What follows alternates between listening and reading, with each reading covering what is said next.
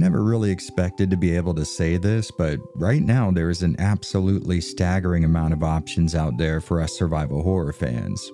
I mean, if we're going by my Steam wishlist alone, there's enough good stuff coming down the pipeline to keep us busy for years. And while it would be really easy to just call all of these new entries in the genre Resident Evil clones, sort of like I've been doing for years, I think there's a little more going on here than just that. It seems like everybody's putting their own twist on that classic survival horror style because for the first time since I can remember, there's so many of these games coming out that a budding developer is actually going to want to stand out from the crowd. And an interesting perspective or visual style is perfectly fine, but I think you guys know that we don't grade on a sliding scale here. If you're going to call your game survival horror, I'm going to hold it up to those high standards. So today, let's jump into the recently released Crow Country and see if it has what it takes to stand shoulder to shoulder with the games that inspired its creation. What's up, guys? I'm Jared, and this is Avalanche Reviews.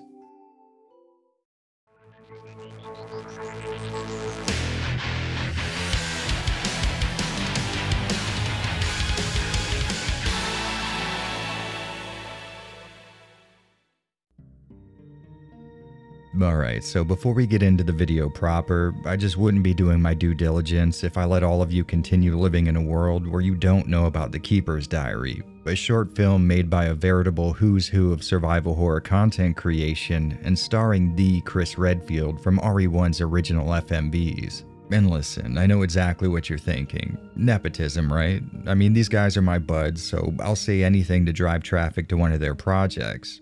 But here's the thing, when this movie was underway, I was honestly dreading having to talk about it here on the channel. I mean, in my defense, it was a bunch of amateur filmmakers working with a pretty small budget on what, to my knowledge, was their first big project.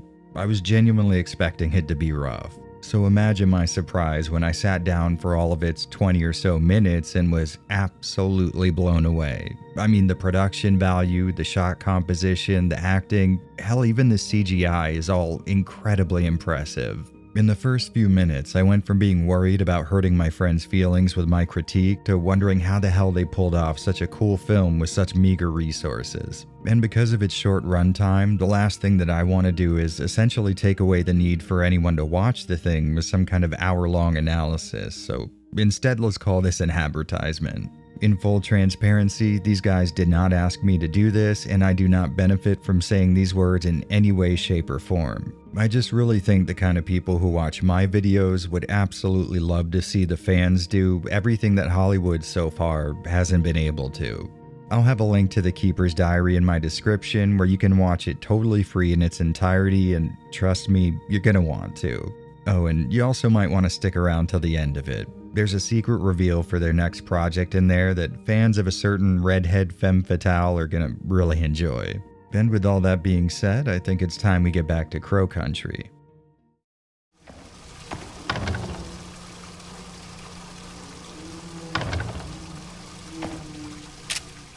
Crow Country is a relatively new survival horror title released on Steam, PS5, and the Xbox Series consoles in May of this year by SFB Games. They seem to have made a bit of a name for themselves with a pretty humble-looking Switch title, and sadly, according to one of the brothers, their obvious talent at making survival horror games doesn't exactly represent the future output of the company.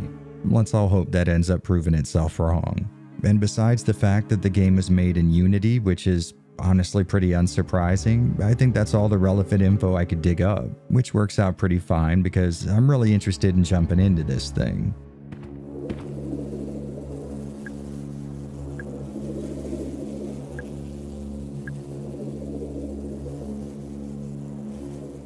Crow Country starts out with our main character laying out a bit of a backstory which isn't very long.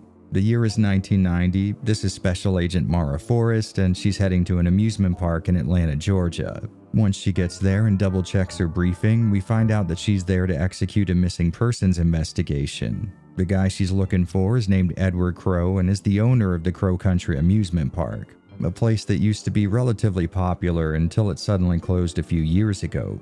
Apparently, it was his daughter that reported him missing, and this is the last place anyone ever saw him, which I think is all the information we need at the moment. Continuing further inside, the game does a really good job of building tension. You can tell this place has fallen into disrepair, but there's all kinds of evidence that this isn't your typical ravages of time kind of scenario. Something that's further confirmed when only minutes after entering, Mara's already come across someone who's been injured. Arthur here says he snuck into the park to take more pictures of them, and apparently they didn't like that too much and attacked him. After letting the guy have one of your healing items, you can choose to take him back to your car for safekeeping, and this is something you're going to want to get good with right from the start. Pretty surprisingly for this type of game, Crow Country is going to have you making quite a few decisions, and I would imagine that there are different scenarios that play out depending on what you choose, but to be totally honest, I got a goody two-shoes kind of vibe from Mara, so I played the game accordingly. Which means I can't exactly confirm that this mechanic changes anything drastically. Getting back to the plot though, Mara heads further into the more off-limits area of the park and comes across the them that Arthur was talking about.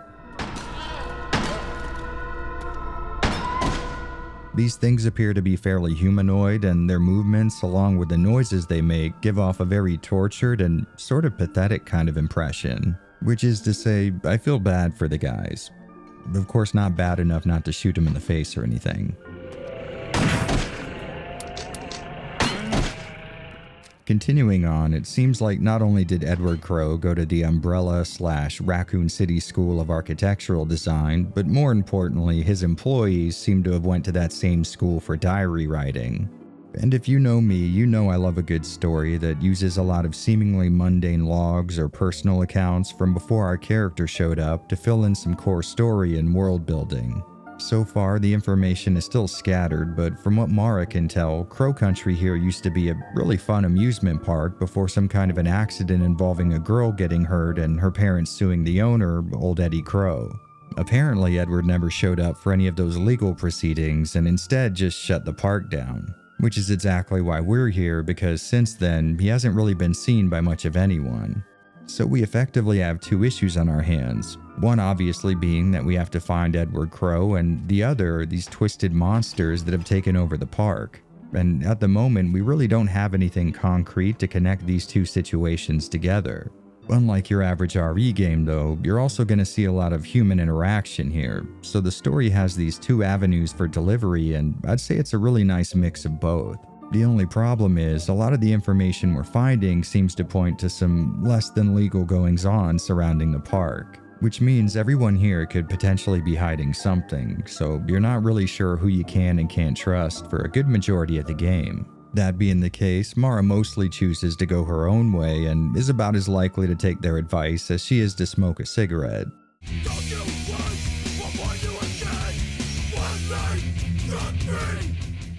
After coming across a lawyer representing the girl that was hurt in the incident that led to the park's eventual shutdown, we get a more concrete timeline of everything that's brought us here.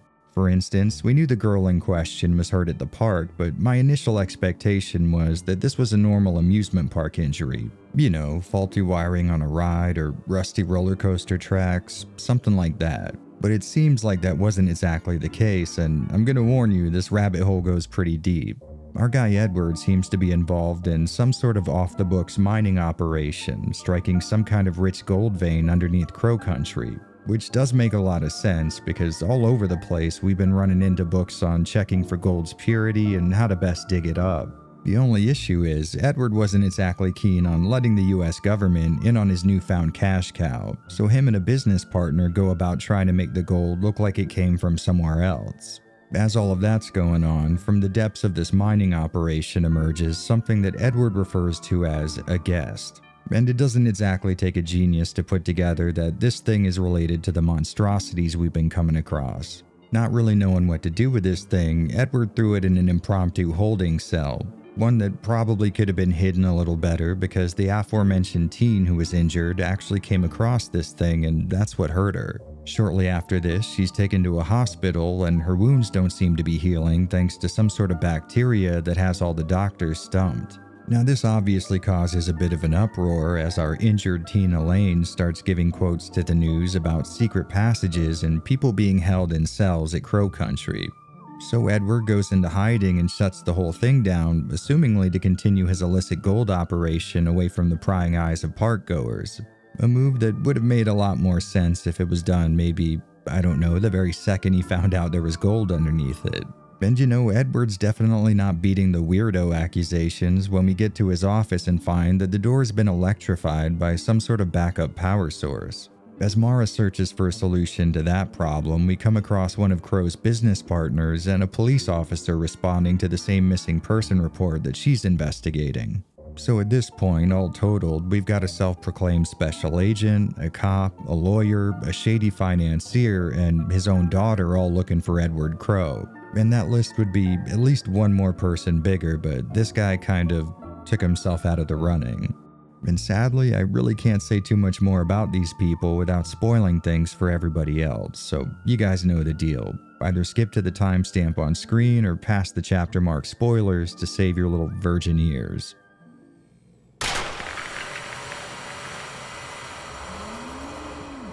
Alright, so going off of what we know so far, Edward has been going through great lengths to cover up a gold harvesting operation going on right under the feet of his patrons. But at some point, things other than precious metals started coming out of the mine.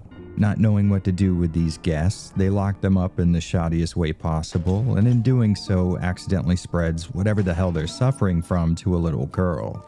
As the news of this comes down, Ed closes his park, but according to the documents, more of these things keep coming through, and like you might expect, this whole gold thing isn't working out the way it normally would. Instead of having to crack gold out of the rock in the earth, they're finding shaped tubes of the stuff emanating from what Edward calls the pool. So the plan was to grind these formed cylinders into something resembling gold ore that could be transferred to some dead mine in Brazil and quote-unquote dug up over there. Which, you know, is actually kind of a genius idea, but sadly the whole South American arm of the operation is running into near constant legal hurdles, which is definitely a bother, but I'd say it ranks much lower than the aforementioned grotesque monstrosities pouring out of that pool. And as we go on, it's starting to look like this guy wasn't avoiding legal pressure when he shut the park down, but instead he just didn't want any of these things getting out and infecting any more people than they already have. Now, the employees still left in the park are all obviously aware of this phenomenon, and none of them seem too keen on sharing much more than what we already know. An attitude that would be a little easier to accept if they all hadn't already have written down most of this stuff and left it all over the damn park for anyone to read. At the moment, though, we've got a more pressing mystery brewing. Remember that cop that we talked to? Well, during that interaction, Mara was acting kind of strange, right? She never introduced herself as a federal agent and even allows him to essentially treat her like a civilian. And you know, come to think of it, why was Edward's business partner so familiar with Mara when this is supposed to be the first time they've ever met? Stoking that fire just a little more, Edward's daughter shines an interesting light on the situation when she's surprised that Mara was sent instead of the officer that she's been working with during the entire process of the investigation. A lot of puzzle pieces aren't adding up here, but admittedly that falls to the wayside when we gain access to the park's underground mines. Now, I know this is going to be odd to hear given everything we've already talked about, but this is where things get really strange. It turns out the gold that they're trying to pass off as natural isn't even being excavated. It's essentially just growing out of the ground in metallic pipes that Edward has taken to calling roots. All of these roots are originating from that pool, and the process so far has been to cut them into smaller, easier to handle pieces and then crush them into even smaller bits that can be combined with rocks and dirt so that it looks like this stuff was mined from a naturally occurring source. And this process goes on for a good while, but is eventually halted by these creatures crawling out of the pool at greater and greater numbers. With all of that needing some serious explanation, Mara pushes even further into the underground mine to its center. And I'll be very honest with you, I truly think this is one of the better handled story twists in the entire damn genre. Once we make it to the center of all this nonsense, we come across the room where Edwards has been holding up. And since so much of the environment has been interactable so far, I was hitting the action button on all the usual stuff, and once I got to the shower, it actually turned on. Which isn't the surprise I'm talking about. I mean, we've turned on sinks and flushed toilets before. What did surprise me, though, was that Mara's purple hair dye came out, and at this moment, probably like a lot of you, I had a near orgasmic aha moment.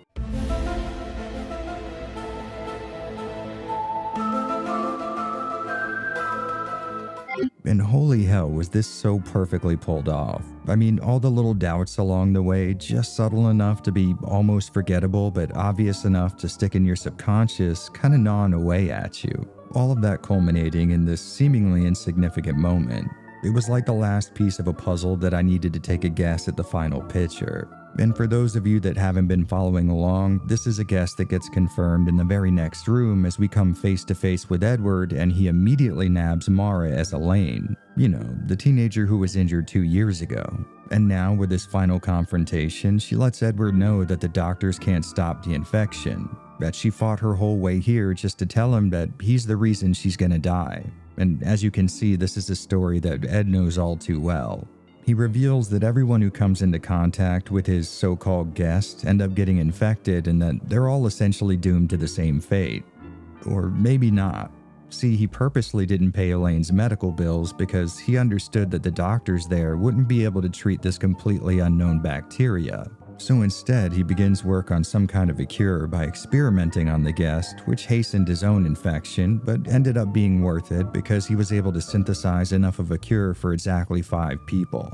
So instead of paying the fees and keeping her in a hospital that he knew couldn't help her, he declined the bill knowing that Elaine would eventually make her way to him, if anything just to kill the guy. He then explains that the guests that started crawling out of the pool were indeed people at some point and that the pool was some kind of a gateway. So you might be wondering why the hell they're coming out all mangled and disfigured. Well, tragically, his harvesting operation was cutting up and dismantling what were later understood to be some kind of antenna or calibration device. Essentially, Edward's greed damaged these roots to such a degree that the people trying to pass through the gateway were becoming disfigured and mutated by it. And at this point, you, me, and Mara are all wondering, where the hell are these people coming from? But it turns out that isn't exactly the right question to be asking, specifically the where part of it. See, throughout the game, we've come across these numbers all over the place, and at first, this being a survival horror title, I assumed it'd be the combination of some lock or a keypad, but instead it's actually a date. Yeah, these people are all coming from the future, and since Edward didn't stop his harvesting process when the first one showed up, the damage degraded the subsequent guests to such a degree that they could no longer communicate with anybody. That first one, however, he could just barely get the story out, and Edward wrote it all down, giving it to Elaine. See, it turns out my man feels the full weight of his actions, and he wants to go through the portal, if anything, just to get a glimpse at what his deeds have caused. Edward knows his fate all too well, and before he succumbs to the bacteria, he wants a little absolution. So he makes Elaine promise to take him out if he returns mutated like the other guests. As he takes his little trip, if you open up your inventory and look at the note that he gave you, we find out that these people are coming from the year 2106 to warn Edward that his actions in 1988 will create the conditions that will eventually cause the end of the world. Which might seem a little confusing at first, but when you think about it, it's just your average time travel, closed loop kind of thing. Alright, so it goes like this. The people from 2106 coming back to warn the people of 1986 that this plague is coming causes the gateway and the roots to appear, in turn leading to Edward harvesting them for gold, degrading their time travel process, which mutates them on a biological level, creating the bacteria that they're coming here to warn us about. Or at least that's my understanding, and actually it's a really awesome twist. Sadly, it's one that I don't have a lot of time to appreciate though, because Edward's fears were valid and he comes back through as a mutated monstrosity. And after the fight's done, Elaine, being the trustworthy person she is, keeps her promise to Edward.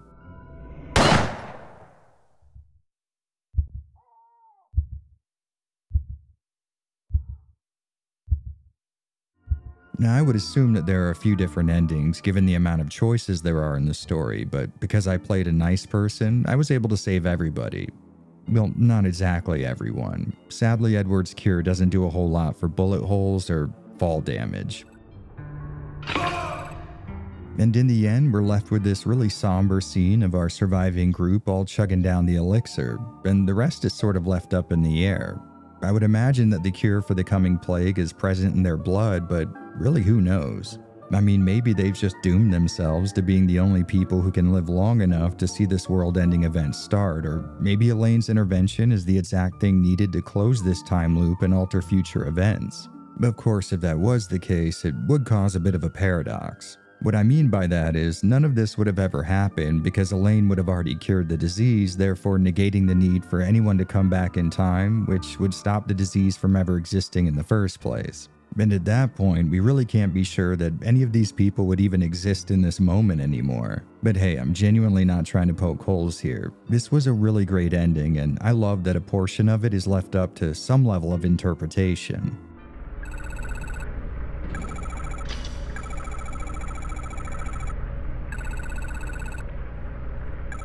I'll admit, Crow Country really surprised me in terms of its story. As I started the game, it definitely got its hooks in early, but I was expecting a bit more of a lighthearted tale based on the general tone of those first moments, and to be fair, the look definitely contributed.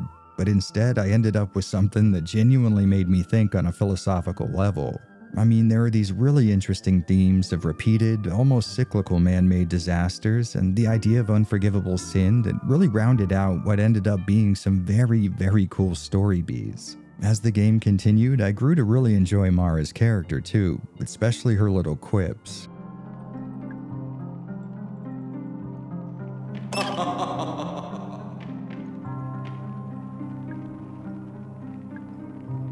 And honestly, the rest of the cast is no different. There's this really interesting balance of a lighter mood mixing with this genuinely kind of disturbing explanation for the situation they're all stuck in, both physically and philosophically. What I enjoyed most, though, was the mystery of it all. As I continued to come across tiny bits of story, either through genuine conversation or readables, I kept getting more of the picture, but I still just couldn't imagine where the hell it was all going. I mean, I of course initially considered the whole "we dug too deep, Mines of Moria" angle, but without ruining anything, that is not what's going on here. I'm telling you, each morsel of story that I got my hands on made me even hungrier for the full picture, and right up till the end, I'm gonna guarantee that most of you are still gonna be guessing wrong based on the information you've been given. And even though having so many characters present at the park with you does sort of bring down the typical isolation that these games are looking to make you feel, most of them are pretty unwilling to help you, and the ones who aren't, Mara doesn't really want any help from anyways, so it does sort of self-balance. The pretty respectable amount of decisions that can be made throughout the story allows you to do just a bit of role-playing as you decide what Mara would and wouldn't do in each situation, and I'd say it offers a good amount of replayability as well. Although, like I've said before, I haven't yet found out if there are any drastically different endings to go along with them. Overall, I would say this is damn near the best modern survival horror story that I've come across during this whole genre revival thing. Right up there with Signalis in my opinion. That being said, I am a man who has achieved the ultimate level of intellectual balance, which means I do have a tiny complaint, and as usual, it's going to make me sound like a bit of a hypocrite. So like I've mentioned at least a million times already, this game is absolutely littered with readable journals, logs, newspapers, and legal documents, which is something I always get a kick out of. Except in this case, I'd venture to say there are way too many of them. Any room you come across in the game might have 3 or more files to read, which feels a bit excessive. I mean, I was really getting into the information they were giving out, but it seems kind of strange for me to be doing so much reading in every single new area I discovered. Now, it's worth repeating that I absolutely fell in love with this game's story, and I don't think I would change a single thing about it functionally, but the number of readables you need to interact with in order to get most of that story is kind of ridiculous. And here's where I sound like even more of a dummy by saying, I'm not exactly sure there's much that could be done about this. I mean, there's already a really high level of character-on-character dialogue, so it's not like they could have offloaded a lot of this onto the other members of the cast without further dipping into that isolated feeling that these games handle so well. And with the sheer amount of detail there is here, along with all the stuff that you're going to need for it to misdirect you, I'm not exactly sure there's a fix for this outside of flat out increasing the length and the size of the game to better spread out the frequency at which you come across readable lore. So I guess this is going to have to be one of those complaints that I can't really offer up a decent solution for. Now, if you're into this exact subject, I recently watched a video from Under the Mayo that does a really good job tackling the problem and offering a few more fixes than I have, so maybe give that a look. But besides that one single gripe, I really cannot praise Crow Country's story enough. It's dripping with detail, mood, and honest intentional humor, but offers up some truly disturbing philosophical issues for you to wrestle with. And you know, I think the fact that none of it is voiced only adds to the atmosphere. I mean, sure, voice acting can be great at expressing tone, but like I've said before, with lower budget game creation often comes lesser skilled voice acting. What the hell is going on here? My child, you are pale. What happened to you? And while that definitely is a bit of a staple in the genre, I'll applaud any developer willing to buck that trend. So I guess if you haven't been paying attention so far, this game gets a huge recommendation from me based solely on its story. Which, to be fair, could very well mean nothing if there isn't a fun video game attached to it, so what do you say we look at the other side of the development coin real quick?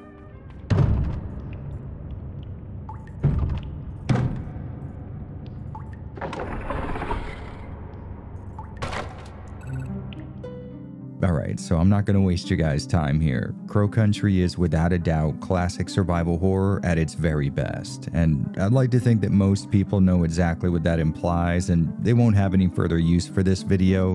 I wouldn't exactly be doing my job if I didn't at least explain what that means. The game starts out with a small section of the park being explorable, and as you trial and error your way through which doors are locked off to you and which aren't, you're going to come across items that can be used in puzzles or keys, both serving essentially the same purpose. In a survival horror game, the point tends to be for the player to crisscross the map over and over again, getting an item from Area A that could be used in Area B, but they're going to have to trek through Area C and D in order to get there. We fans of this genre tend to share a lot, but above everything else, there's an almost fetishistic relationship with locked doors. Because when we come across one, we know our brains are about to have to kick into overdrive, scanning our memories for previously visited rooms that may have held some sort of context clue. It's a very specific style of gameplay, and if I'm being honest, it's one that's very easy to mess up. I mean, backtracking is all well and good, but the developer needs to make sure that we're always moving with a purpose and not just banging our head up against a metaphorical wall. And if there's one thing I can guarantee you of, it's that these guys know perfectly well how these games are supposed to work on a very deep level. I found Crow Country's amusement park to be one of the most fun, explorable environments I've come across in as long as I can remember. Not only does the whole theme park thing allow for a bunch of variety of locations without seeming strange, but it's just laid out in a very intuitive way as far as progress is concerned. It just sort of felt like I always knew where I needed to go next, or at least that I could guess and be pretty close to correct most of the time. And coming from a guy who plays these specific kinds of games for a living, that is not something you see done this well all too often. As you would expect, this place is littered with secret passageways and underground access tunnels, making for perfect shortcuts between heavily trafficked sections, which is something you might not be consciously aware of until it's not done very well. I would say the puzzles are probably a little closer to the more easy side of the spectrum compared to its genre contemporaries, but they were also really fun to solve.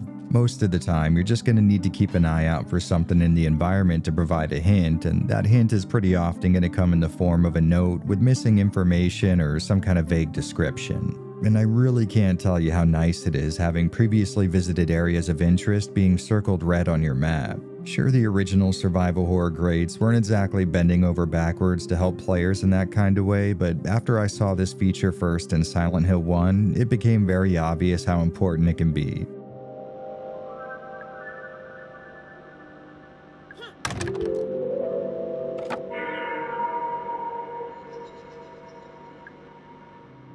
To summarize, exploration in Crow Country is absolutely masterful. I only found myself stuck on maybe one occasion, and it was one of those situations where I felt like a real idiot after I figured it out. And on that note, if you find yourself in a similar scenario, the game actually offers little hint stands that could give you a limited amount of tiny pieces of advice specific to where you are in the game and what items you might need to get further. What an awesome little idea.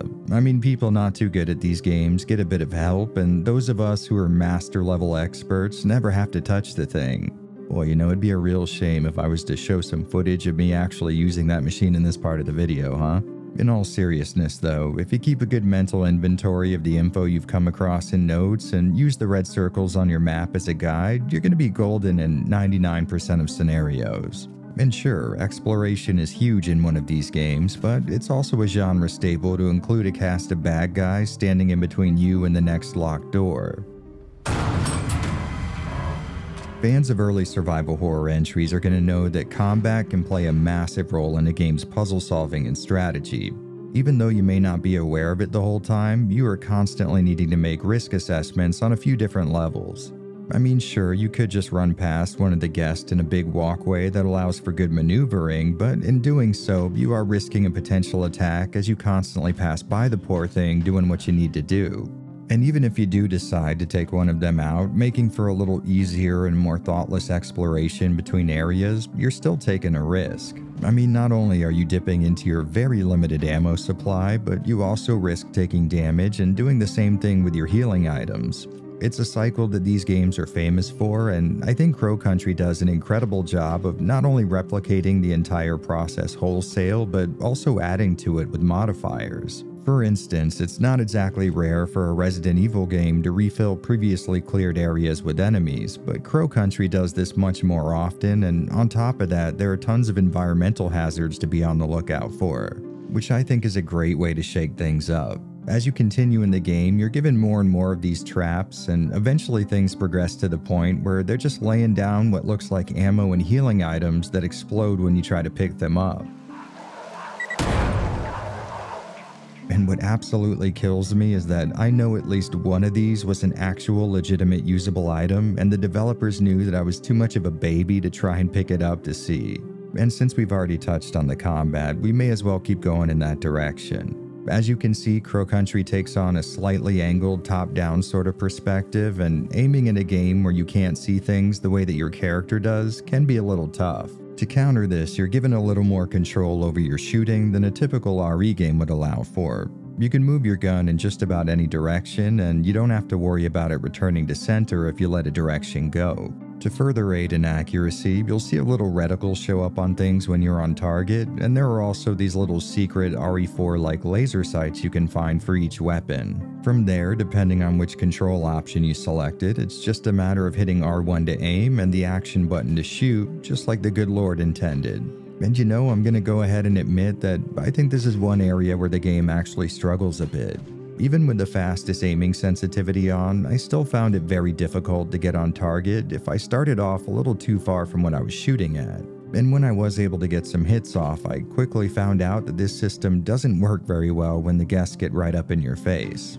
When these things rush in close, the slightest amount of movement from either you or them is going to throw your aim way off, and it doesn't help that some of the grunts will contort themselves and bend around to avoid you getting headshots. Now, I only complain about that because it actually took me a pretty good amount of time to get my hands on a shotgun, and without that, one of these things getting within swinging distance was almost like a death sentence. Okay, maybe that's an exaggeration. It's like a use more ammo than necessary sentence, which for me is about the same thing. Now, all that being said, I still had a really good time with the combat. I just thought there could have been a few more tweaks to give it the shine that I think it could have achieved. And on the plus side, you do have access to grenades, which can solve the whole not being able to aim issue real damn fast. And with explosions in mind, let's move on to one of Crow Country's most well-handled features. You guys remember Resident Evil 3, right? If you're watching this channel, I would imagine you do. Well, that was the first time outside of the alligator fight in RE2 that I can remember a survival horror game that had environmental hazards that the player could use to their advantage. Well, I'd say CC over here took that idea and absolutely ran with it. The park is covered in things like exploding barrels, bear traps, electrical boxes, and falling chandeliers. Now, to be fair, most of this stuff poses a very real danger to you as well, but it actually is worth leaving them around. You really never know when an area is going to get repopulated with enemies, and that red barrel right there can turn a fight that potentially might cost you 5 or 6 bullets into one that only requires a single shot. I really love this aspect of the game. These things were so damn fun to use that it wasn't uncommon for me to take extra damage just trying to get a guest in a position so I could properly use one.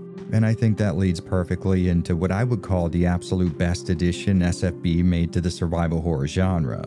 Now, it shouldn't be news to anyone that these games love making you cherish every last round of ammunition that you come across, mostly because it's not exactly guaranteed that you're going to see anymore for who knows how long. It's always going to be a game of conserving resources with these titles, and Crow Country plays that game very well. But there's another dimension to the mechanic that I think is pretty genius. So you're not just using ammo to take out potential threats or traps that are in your way. You can also use it to gain resources. Scattered throughout the park are these glass jars with items inside of them, and you guessed it, a bullet is the magic solution to that problem. And like I mentioned before, you're not exactly going to be flush with ammo at the best of times. See, CC might not have a limited inventory in the traditional sense, but they do put a hard cap on the max amount of ammunition you can carry for each weapon. A seemingly small change that actually makes a huge impact, because now you have to dip into a very precious resource for killing guests, getting rid of traps, and adding to other limited resources. Now, the good thing about the jars is that you're always going to know what you're sacrificing your bullets for, but there are also breakable boxes. Boxes that might contain anything or nothing. I know that may not seem like such a huge deal on the surface, but like I just explained, these games thrive on testing your problem solving and risk management skills almost constantly, and CC throws in several new factors that you're going to have to account for. I mean, they've essentially turned pistol ammo into a currency a la the first two Metro games. I mean, sure, you could use it on enemies alone, but you could also use it to easily trade for other goods. The word trade there being a stand-in for, shooting at stuff. I hope all the praise has made it obvious, but I think this mechanic is absolutely godlike in terms of survival horror. But aside from the mechanical process of shooting a guest, I really liked all the different varieties you're going to run into, and how at least for most of them, you're going to need to develop some different strategies. And since you can change weapons without going into your menu, it's pretty easy once you get a hold of a shotgun to fire a few shots at a guest with a pistol, then wait for them to get in close and switch to your boomstick for a more appropriate close-range damage dealer. Oh, and there's also this mechanic where shots from far away, no matter what weapon you're using, are supposed to do less damage, but if I'm being perfectly honest, I didn't notice so much of a difference between the two that I would forgo the safety of staying long range with the pistol. Well, alright, so far we've got amazing exploration, really satisfying puzzle solving, a great setting, combat that's genre appropriately difficult. I mean, all the signs are pointing to this game being incredible, and to be sure, it is. But I think everybody knows that doesn't mean I'm not above criticizing it anyways, and in a rare turn for this channel, there's only 4 honest-to-goodness issues I had. The first being that item pickup prompts stick around way too long for my taste. You can hit the OK button to get rid of them early, but oftentimes this is just going to cause you to try to inspect the area you just picked the item up from again. And there was a few scenarios where I took some unfair damage because the item I just picked up was covering up the enemy that was rushing in to kill me. The second one deals with the guests, particularly their insanely fast reflexes. In most survival horror games, the developers are going to give your enemies some kind of a tell, an indicator that you're about to eat a hit, and depending on how good you are at the game's controls and spacing, you might have a chance to avoid that hit. But here in Crow Country, if you're within range of a guest, don't worry, they've already hit you. Now on the plus side, this really only applies to these guys, but back on the negative side, this is the most common enemy type for a majority of the game. Their twitchy movements already make it kind of hard to get a handle on what they're doing, but on top of that, their attacks can come out with essentially zero windup. They can go from just walking to already making contact with a hit with maybe 2 frames of warning. So I would say the best move is to give them as wide of a berth as humanly possible, because they can and will hit you from some deceptively long ranges. And kind of related to that complaint, it was wildly annoying that the game doesn't reload your gun for you when trying to fire it after you've emptied the thing. I mean, I get the reasoning there, and I might be an idiot, but I struggled with this the entire game. I mean, you could almost set your watch to it. Every time I'd be backed into a corner just ready to deliver that last shot, I get nothing but a loud click. And in the game's defense, you can keep better track of this by not disabling the built-in heads-up display, but in my defense, this right here is way too big and ugly for me to be looking at for the entire game. And last, but definitely not least, I would say one of my biggest pet peeves with this game is its camera. Not necessarily that it's bad. I mean, once I upped the sensitivity, it worked great for me, performed its purpose exactly as you would expect, for the most part. I don't know, I just kind of feel like the game doesn't fit the camera style very well, or vice versa. And you're going to want to hold on to your butts because this is going to require a pretty wild tangent to fully suss out. Now, first thing to keep in mind is that Crow Country's environments are just littered with items to pick up and documents to read, which is great. I mean, on my second playthrough of the game, I felt like I was coming across tons of items I just never noticed before. So giving me control over the camera both incentivizes me to move it around a lot so I can see into every nook and cranny, and conversely gives me an opportunity to miss some of those items as I might be running through an area with the camera oriented just ever so slightly so that something gets obscured. Now, these are both great things, but my issue is that I felt like I had to keep the camera in near constant motion. Every room I would walk into would make me feel like I had to scan it from every conceivable angle so I didn't miss anything, and of course so I could better avoid or engage with enemies that might be out of frame. And that's not even taking into account the number of situations I got myself in where I couldn't seem to find a camera angle that didn't obscure what I was trying to shoot at. It just sort of feels like I can never stop moving this damn thing. Like there's no good camera position that gives me a solid look at my environment and lets me see where I'm going. Now, I'm pretty sure you Crow Country vets are already typing in the comments about there already being a fix for this. And yes, you are kind of correct. If you use the D-pad, you'll get access to tank controls, and even though you guys know how incredibly biased I am on that front, I actually elected not to use them. And I assure you there's a very good reason for that. When running with tank controls, the camera's going to automatically sweep around behind you, and I found this to be incredibly disorienting, on top of being sort of antithetical to the whole point of tank controls.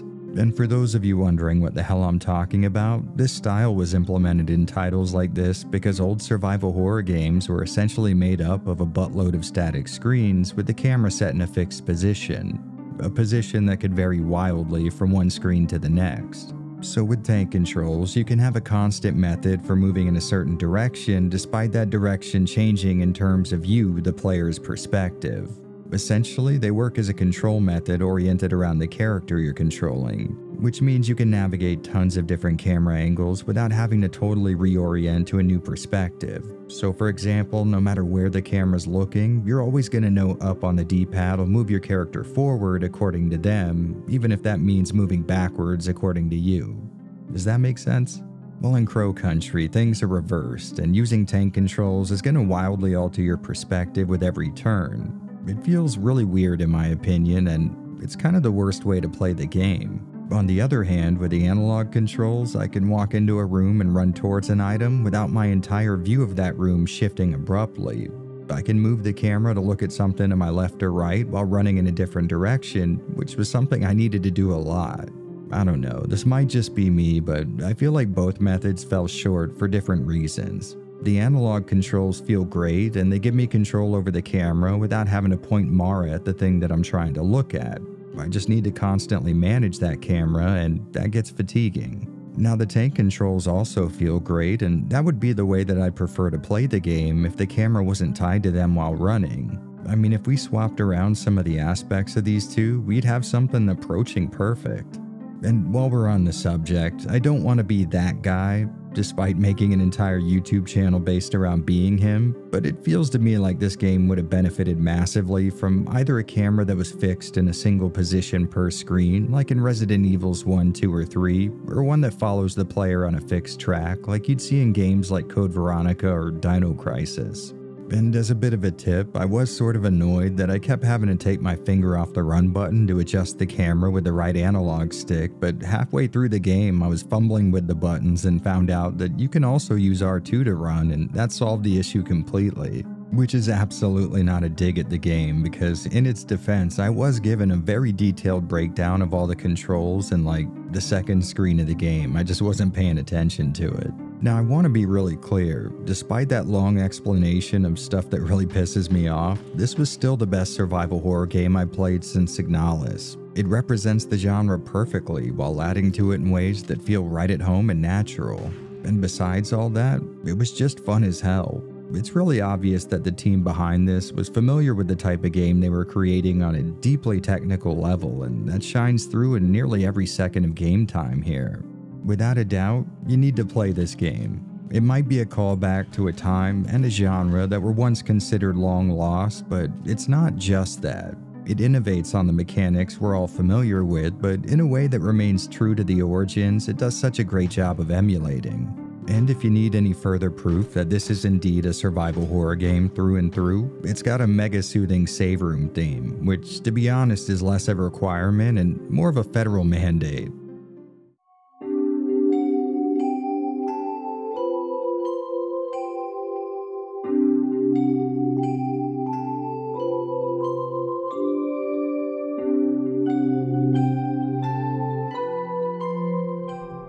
Okay, so before we get into anything, I've got to throw just a bit of admonishment at Destructoid for their coverage of Crow Country, stating that the game's pre-rendered backgrounds harken back to the awkward early 3D graphics of retro games. Essentially, my issue is that they've got the order backwards, as Crow Country uses awkward 3D graphics to harken back to old retro pre-renders.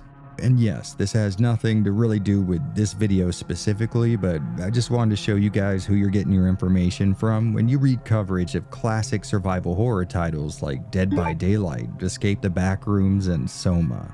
Yes, we are arguing about survival horror again. Don't act like you didn't know this was gonna happen. Okay, so now that I've lit a fire in my comment section that'll probably burn for years to come, Crow Country's unique look is what drew me to the project first on Twitter, and if you've already played it, I would assume it's the same for you. It's something I don't think I've seen in a modern game before, and after really sitting and thinking about it, the only way I can really describe it is getting to see the pre-rendered backgrounds of Final Fantasy VII from every angle. And the same thing goes for its characters. I mean, this is peak mid-PS1 3D character design, and I'm absolutely in love with it. It's a look that harkens back to my favorite game console of all time and is either heavily inspired by the low-poly design of games like FF7 and Clock Tower or, I don't know, Bonanza Brothers. You know, that last part was genuinely a joke, but now that I look at it, I don't know, it's kind of dead on. I also really like this almost diorama effect that had the outer bonds of the environment seem to just end with the whole screen kind of floating in a black void. It's a style that you see a lot in strategy RPGs, and I also love strategy RPGs, so by the transitive property, this game is good. I also really enjoyed that the game's being rendered at a very low resolution and internally upscaled, producing the kind of sharp pixel edges that made me shell out for a RetroTink 4K. And in all seriousness, I have to give a large amount of thanks to these guys for taking the same approach for the in-game text.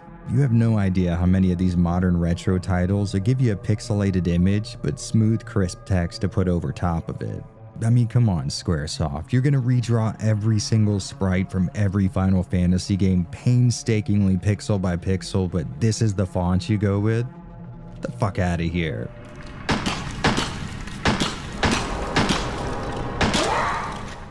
The park you'll be exploring is just expertly designed with this sort of growing sense of dread. I mean, the obvious weirdness of walking around an abandoned theme park is already giving off hard, uncanny vibes, but as you progress, the look shifts away from what I can only call a naturally occurring kind of creepy to some genuine horror settings. The game's monsters, the so-called guest, all achieve a genuinely disturbing look, either by your garden variety body horror or the odd juxtaposition of their almost kid-friendly mascot sort of appearance. They almost come off as toys, and it's really off-putting. Right from the start, Mara comes across a flashlight, and seeing a game with such a low-tech aesthetic use a real-time light source that casts perspective-correct shadows is just really damn cool for the kind of nerd that understood any of the words that I just said. I mean, honestly, I could sit here for hours just listing off great-looking graphical features. This is a perfect example of a developer picking a style and really committing to it.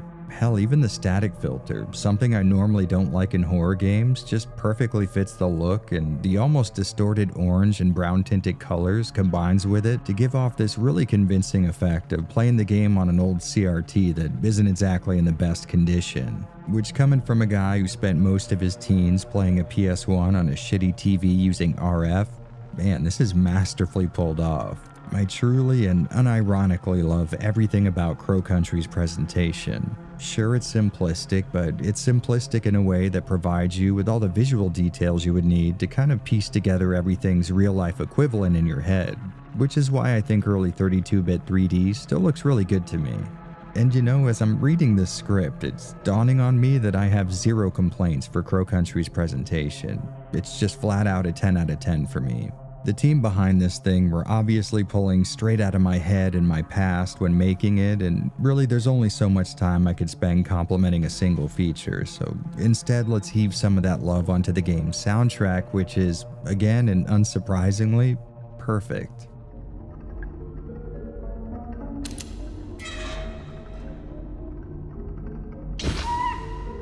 You know when you watch one of those videos of like laser cut pieces of metal machined to such a high degree of perfection that they just slide into each other with zero visible seams? Well, if there was an audio version of that, it would be Crow Country's OST. Every single song perfectly fits every single area in the game and adds to the general ambiance in a way that works so damn well. I already mentioned how soothing the save theme is, but what else are you guys looking for? Maybe some distorted dread?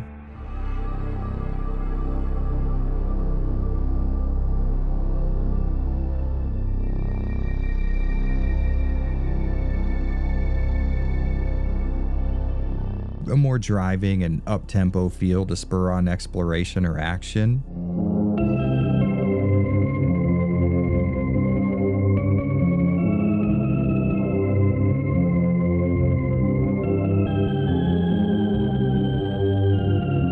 A little bit of mystery?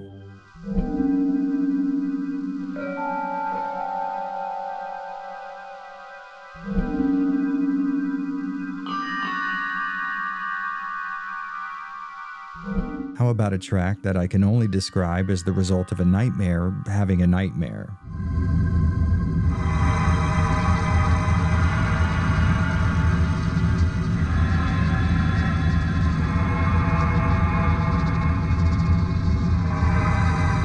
If you like what you've heard so far, the soundtrack's available on Bandcamp for less than $10, and I just couldn't recommend it enough. Absolute solid gold. Which is kinda how I feel about the game's sound effects as well.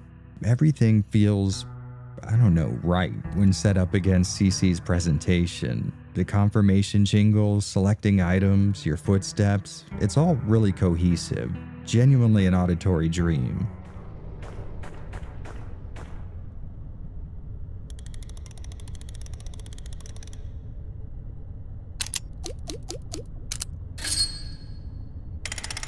The sound effects, the visuals, and the music, they're all working hand in hand to convince your brain that it's playing an old PS1 horror game.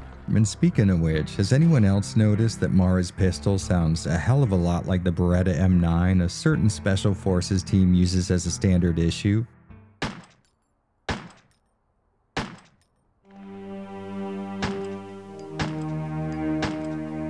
Okay, so just in case you somehow missed everything I said previously and skipped to this moment randomly in the video, Crow Country is absolutely amazing. No hyperbole, this might be one of the best horror games I've played in years.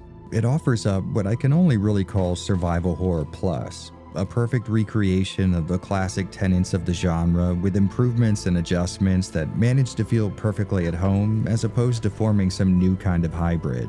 The story had my heart from the word go, but as it went on, it became more and more magnetic, and the music is, like I said, absolute gold.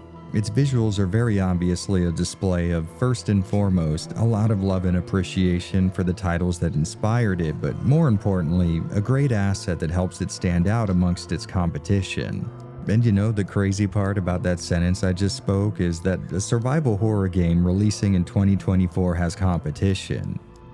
Like a lot of it. Honestly, even back in the heyday of RE games coming out regularly, we didn't have this much to choose from. And among all these high quality works of pure love and dedication, Crow Country stands out as the new benchmark. It's an absolute classic, and at $20 on Steam, there's genuinely no excuse aside from severe poverty or homelessness that would justify you not having this playing on your computer or console right this minute. To all you guys who urged me to check this game out, thank you. I've had an absolutely incredible time with it, and I'm probably going to replay it about as soon as I'm done with this voiceover. And speaking of thanks, I'm really happy you guys made it this far, but I gotta get back to work. If everything goes according to plan and YouTube's copyright system plays nice, I should have a video covering the Fatal Frame movie coming very soon, but until then, as usual, I'm Jared.